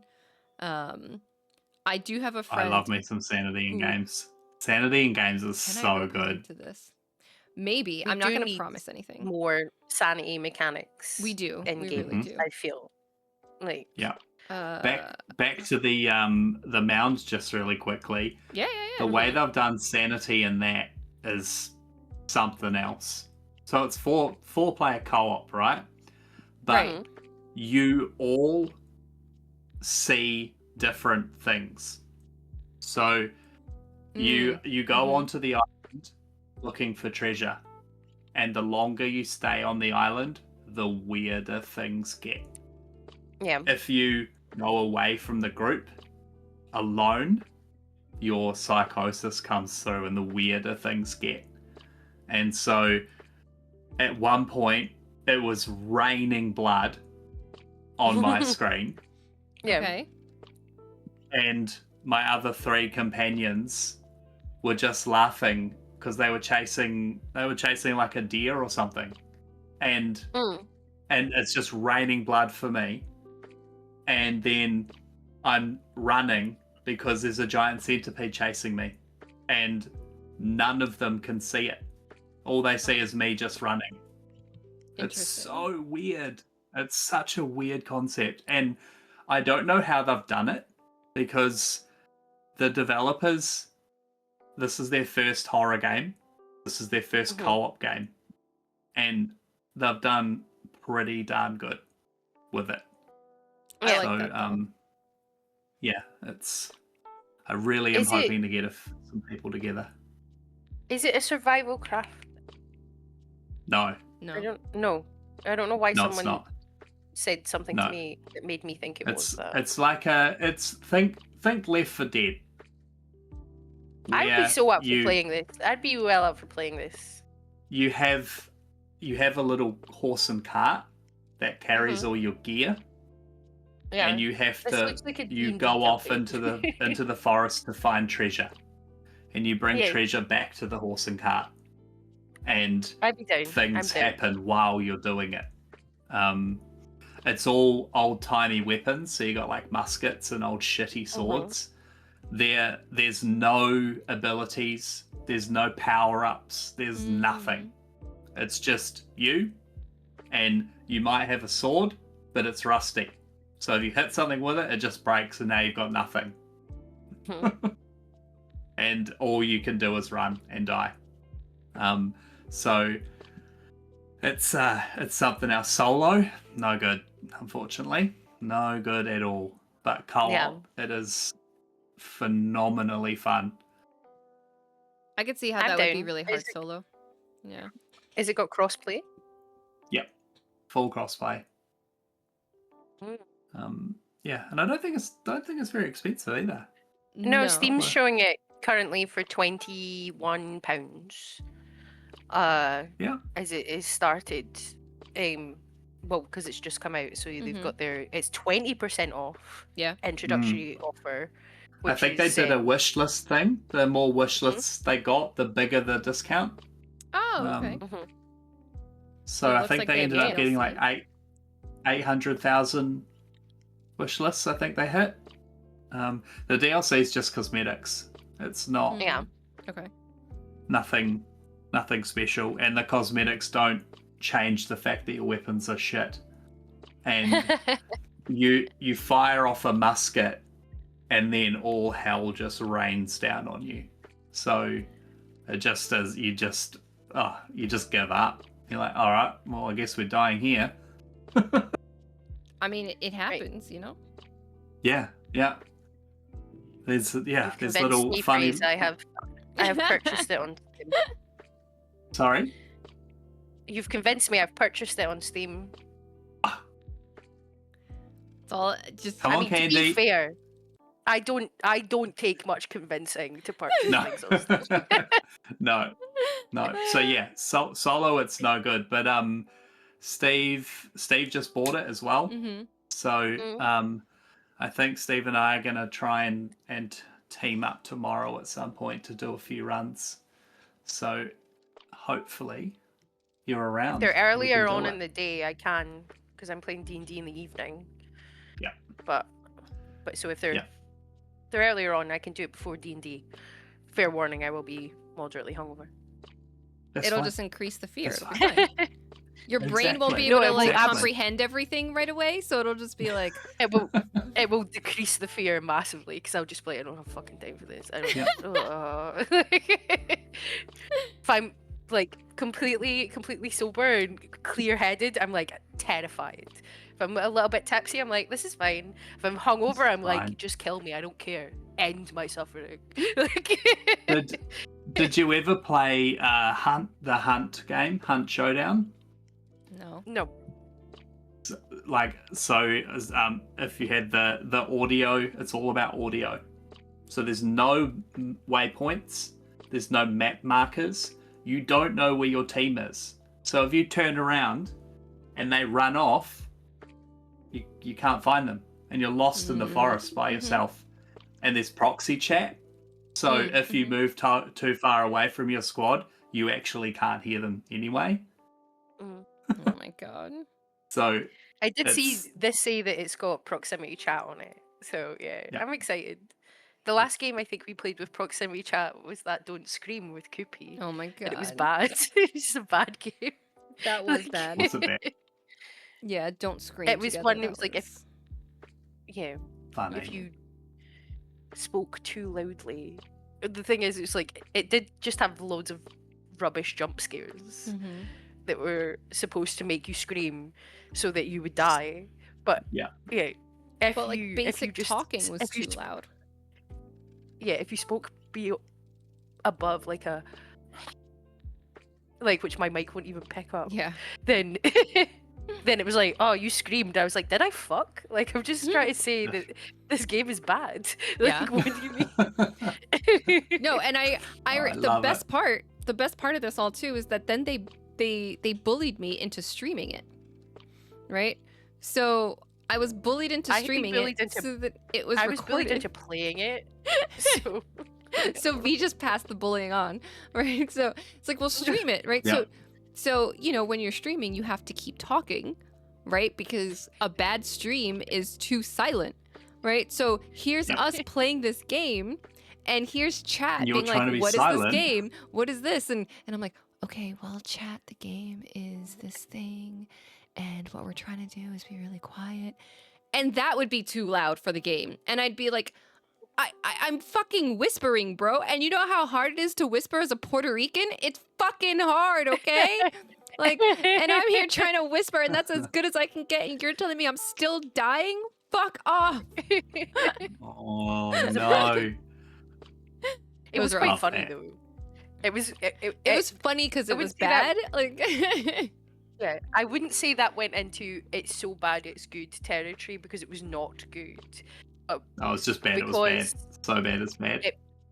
So bad it's bad, but because the three of us were playing together, it was so bad it became funny. But if you were not playing with friends, I think that's the thing as well. When you have multiplayer games, they can become so bad it's good, but only if you're playing with your own friends. You would never play them with randos, because it's just like, this is terrible. Like, no, and I remember. I'm trying to see if I can find it. Yeah, so after it launched, right? Was this a solo dev? We gave it a horrible score. Well, I think we Koopy, gave it like a 4 or a 5. Yeah. Well, yeah, Koopy gave it a 4 or 5. Koopy gave it a 4 or 5. But like the day after it launched, there were already patch notes.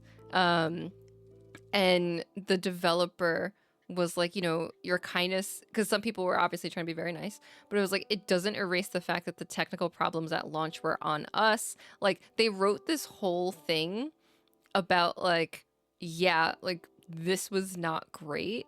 Like, we understand that like some people were also really like rough. Like, there were some, according to them, there were some comments that just cut deep. One review said they hope we never work on another project again, and there's many more like that. Reading something like that hurts. It doesn't take away from the fact that the launch had problems. I'm reading all your comments and feedbacks and suggestions, right? Trying to understand but it was like, the very next day after launch, you were writing something like this. Like, that's not great, right? And it's not great that people were so awful. So like, some of the things that they added, were like a mandatory calibration for all of it, and there were some mic calibration issues, but it looks like they're still looking at it now, looks like they're still working on things and adding things. If they didn't double down like those dinosaur boys. That game that was it Toasty that reviewed it? Toasty reviewed it. Oh, yeah, those guys are just arseholes all the time though. Like Code Violet, and it turns out they actually. That's what it's called. Yeah, they doubled down. They're like, mate, you guys are dicks. Like, You guys Eh. just nah. It's like, what is happening here? Well, They they did could have the turned whole, around and say it was a like, conspiracy. people- Yeah, make a No, they better pretty game, much and did. maybe people won't say that it's crap.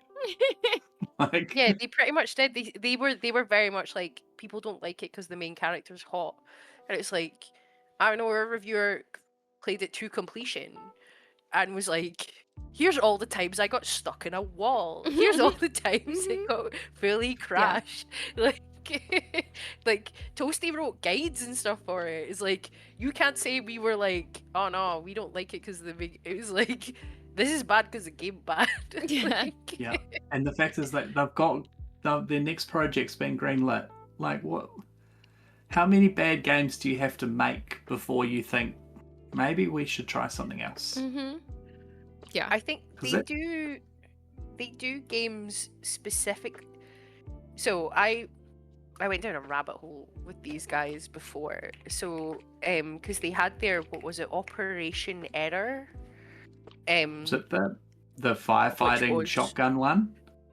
Yeah, the firefighting game, and their entire like advertising campaign about it on Twitter was just them console warring and then pretending they weren't, because they were like, we can only make this on PS5 because of the SSD, and it's like, I'll believe that for Ratchet and Clank, but I've seen screenshots of this game, bro. What are you talking about? Like, this can't possibly be true. Like, if you don't want to make an Xbox version, that's fine. No one's going to complain. Like, but they make asset flip games that they release on Steam in between, like, their big releases that they push on PlayStation, and they never advertise them because they get really negative Steam reviews. This Code Violet, because they were like, oh, it's a spiritual successor to Dino Crisis, no one's doing it, and it's like, maybe let someone who's good at making games do it. I don't know, bro. Like, but That's a like, thought. Yeah. but they always make this massive deal about it being like exclusive to PlayStation because of this, or they jump on some sort of like online like drama to push. So the Operation Error thing, they were like, oh, it's we can only do it on the PlayStation. We like, and now Xbox fanboys are complaining. And then for the Code Violet thing, they're like, oh, it's people who hate beautiful women are complaining because like you can put her in like a swimsuit. And I'm like, the costumes in Stellar Blade were great, but Stellar Blade also had very good gameplay. Most people don't care. Like, I get there is a vocal minority on the internet. It's also like, yeah, that woman's butt's too big. I'm like, that's not me. I love big butts. Like, but you can't just win me over with big butts and dinosaurs. I know it might seem like you should be able to, because it's two of my favorite things. What are you However, saying? You can be won over with that. yeah, but the game also has to be good. There is a line, and this Code Violet wasn't even it's so bad it is good. It's like, what do you mean? What do you mean it crashes continually and you get stuck in the wall? I'm like, if it's so bad that I can't even be won over by big butts and dinosaurs, then you've just made a bad game, bro. I'm sorry. Like, Okay, here's if what we me, do, V. Big butt and dinosaur enjoyer cannot be convinced to play your game because Yeah. the review was so bad, then you've made a bad game, bro. I'm sorry. I Oh. can't. All right, here's what we do. We get a preview of their next game, right? And we let me do the You think they'll preview send one after this? You because think they'll my send one track after this? record right now is not so great because two games that I have previewed or games that I've previewed, and then the studio's like, we're closing. This game's not coming out. This game is canceled. Like, so You need to let's see. Phoning them and telling them to. But cancel maybe games. we can use that power on this studio. Can we hone that power? Yeah, Yeah, it's a superpower. Right? Yeah. I just wish they would stop pretending that people don't like their games because some sort of culture war bullshit, and just make a better game. Mm. Like, it's so It easy. shouldn't be that hard, should it? It shouldn't. Like, Yeah. and also for all the people, and again, I'm not saying you can't like what you like. I'm sure maybe some people did play these games and thought they were good, but for all the people that will go online and tell you that they're good purely because they are grifting into whatever culture war they're doing that time, like, just stop it. Get a different hobby that's not. Just get help. There's no way that being an idiot on Twitter pays that much rage baiting for their engagement. Like, I don't believe it. I don't believe that the £10 Elon Musk sends you a month for people looking at your tweets is worth being this much of a fucking chud on the internet. Like, it was worth being this cringe. Are you gonna tell your kids about this? Are you gonna phone your mum and be like, oh yeah, I made a tenner this week by rage baiting the libs? Like, what's wrong? Just think about the fact you might have to talk to a person in real life and explain this. Yeah. Look at yourself in the mirror. Just sitting down at the dinner table with your family, like, how was work today, honey? Well, the rage bait that I did today was just at next level. I'm so proud of myself. It makes me feel really big, and I just love it. Yeah. I mean, the problem is they could be a product of their environment. And in that case, mommy and daddy might be really proud of them. There's no way your mum or dad is ever proud of you for rage baiting people on the internet. Like, maybe we could be proud of the fact that you're, like, a bit controversial and a bit edgy, potentially. But, like, really? They're going to be proud of you trolling people on Twitter? I don't know. I've seen crazy shit. I can't believe that is true, because I would just fall into such a hole of depression and despair that I would never be able to crawl back out of it. I can't believe that genuinely people might sit at the dining room table and be like, oh yeah, I was trolling people today all day on Twitter, and their mum or dad turns around and goes, I'm so proud of you. Because so proud of you. I can't live in that reality. I refuse. Like, no, that is horrors beyond my comprehension. I cannot. That's because you live in a country that has a little bit more sanity. I don't think that's true either. But I said a little bit more, okay? I'm not saying a ton more. Ben wins the election. Come on, Count Binface. Like, I was talking about that on Thursday about Binface, and we started scrolling through some of the videos and interviews. Yeah. Yep. I don't know if Frase, are you aware of the fact that we currently have a sitting lead of a political party in the UK that's up against a man dressed as a bin for re-election? And the fact that I am alive during this time makes me so happy. I needed the thing is, though, are the things that this bin person stands for, are they good things? Like, do we like this bin guy?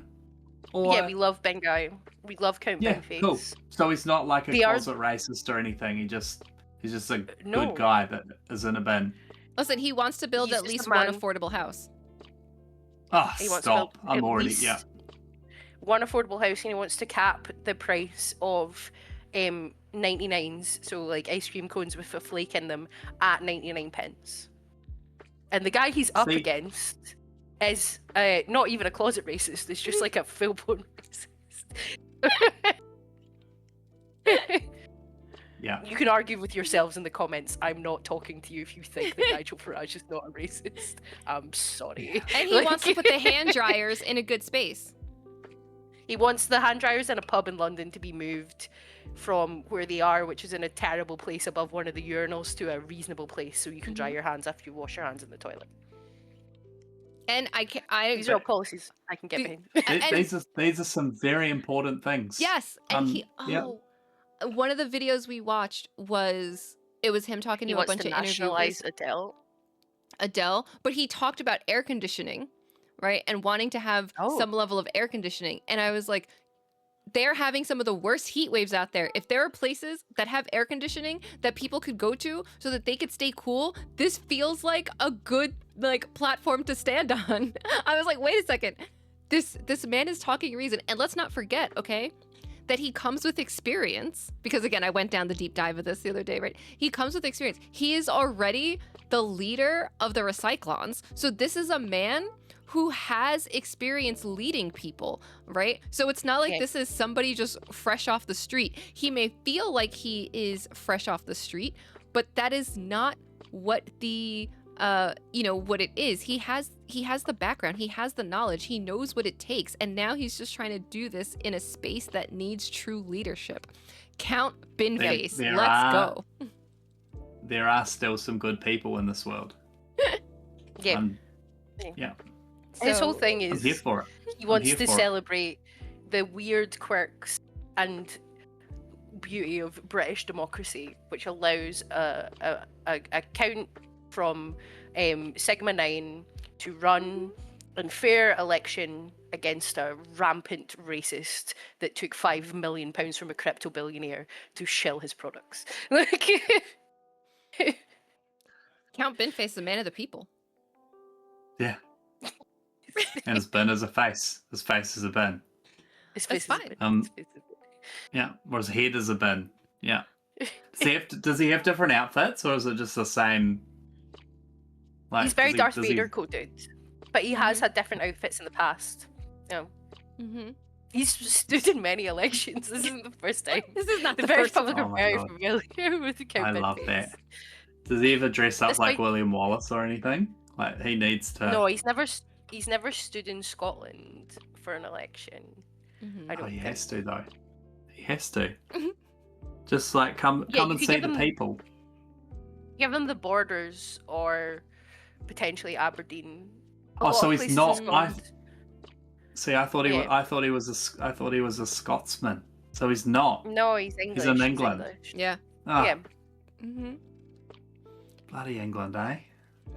But he could stand for election in certain parts of Scotland, definitely. Scotland generally votes a little bit more progressively than England. So I think he doesn't feel the need to come up to Scotland and stand in for election. We generally vote much more left in Scotland. He may feel that Scotland is not the place that needs saving the most right now. Like right now, the Yeah. UK needs England needs saving. And that's where he's committed to right now. He's putting in the work. That's a lot Yeah. more than some people can Doing say. it. It's very true. I believe we went down like the rabbit hole of Count Binface really- just towards well, the end of the podcast.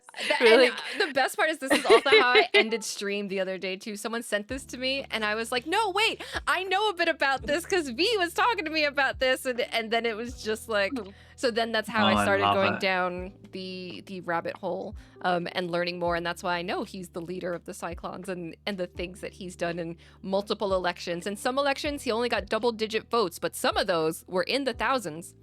He was getting some votes in some places. He's, like I said, he's putting in the work. He keeps trying. He keeps showing up. And he's very eloquent with the interviewers.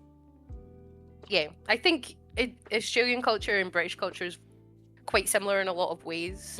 And I will say one of those ways is that we love a bit. Yeah. Like, we will do anything if it's funny. If the thing that is funnier than the alternative, we will do the thing that is funny. Yeah. Even if the alternative seems reasonable. We love a bit. It's Yeah. so valid. Give me a bit any day. I love it. So anything valid. for the lols. We're like just entire commonwealth of just meme culture. Just I see nothing wrong with that. Like, No, I wish we no. had that. It might make some things more bearable. But Frase, did you Candy. think that coming on here, you would learn the history of WingDings and about Count Binface? No. Not in my wildest dreams. Not in my wildest dreams did I think this would happen. No. But I'm now probably going to go into a rabbit hole of this bin man. It's worth it. I'm not gonna lie. it's worth it. Yeah. It's very fun. Yeah. I'm So going to do worth it. it. I'm doing it. So to wrap up, And then tomorrow oh, go ahead. we can dive into the mound. There you go. Yeah. Out of the Let's bin do and it. into the mound. Out of the bin and into the mound.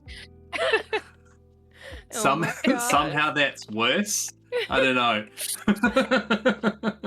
You got to empty the bin sometime, okay? Yeah, you're right. It's fine. You're right. It's fine.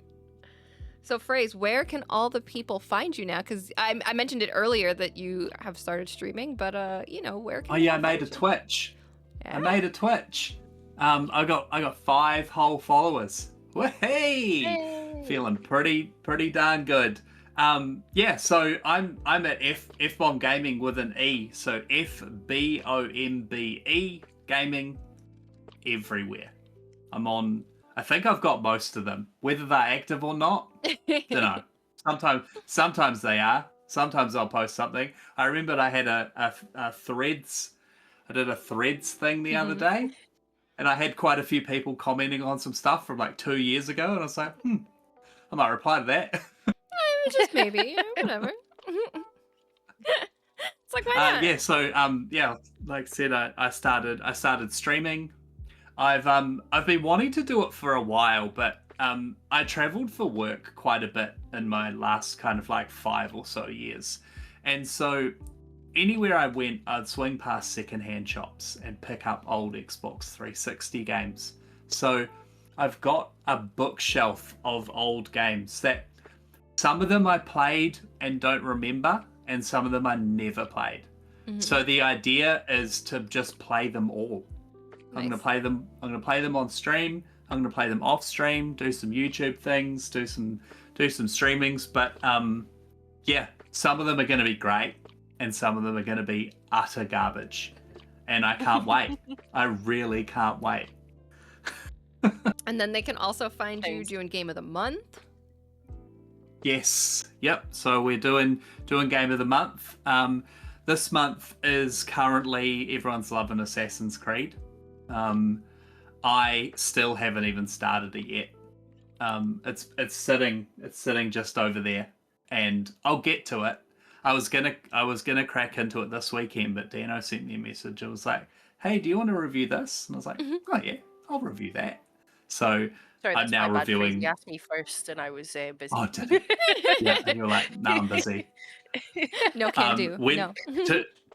To be honest, he messaged me, and I looked it up, and I was like, "Look, it looks cool. It looks fun. I will enjoy playing it, and it's on Xbox. I'll get some achievements." And then I was like, "Yeah, I'll do it." And he sent me the code, and it was Steam, and I was like, "Oh, oh no, no achievements for me." I'll have to ask after this no. to see what it was. I'm curious. Yeah, it's fun. It's fun. Very short. I finished it in about 2 hours. So nice. Yeah. I need more of those. So the embargo is in 4 days. So I'll probably get that review written tomorrow and get it up. No, you have to wait to get your review up till Monday, because if you put the review up tomorrow for V to look at, she's not going to be able to play the mound with you.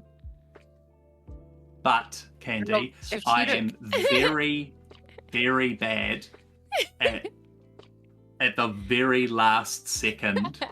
So like embargo's 10 a.m. and at 9:50, I'm like, V, I've finished that review. Can you look at it? The embargo's in 10 minutes. Oh, and it's 2 a.m. for you? Yeah, that's fine too. Don't worry about that.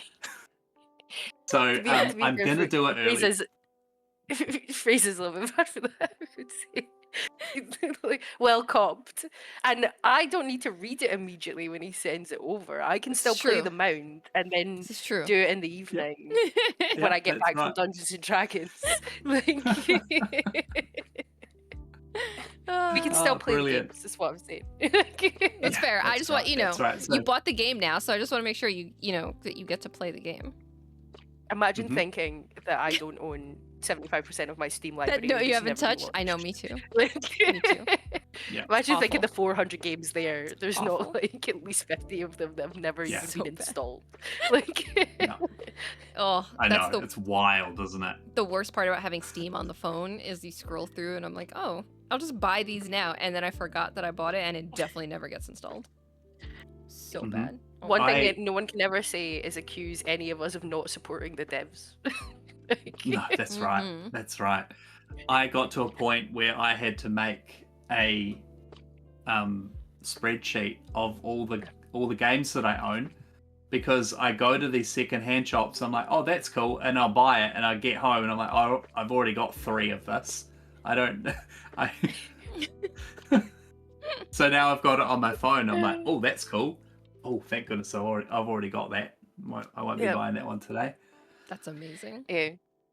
I also have a game spreadsheet because I accidentally buy games on more than one platform all the time. I'm like, oh yeah, I meant to buy this. It's on sale. I'll just pick it up, and then I'm like, oh fuck, I already bought this for PlayStation like 6 months ago.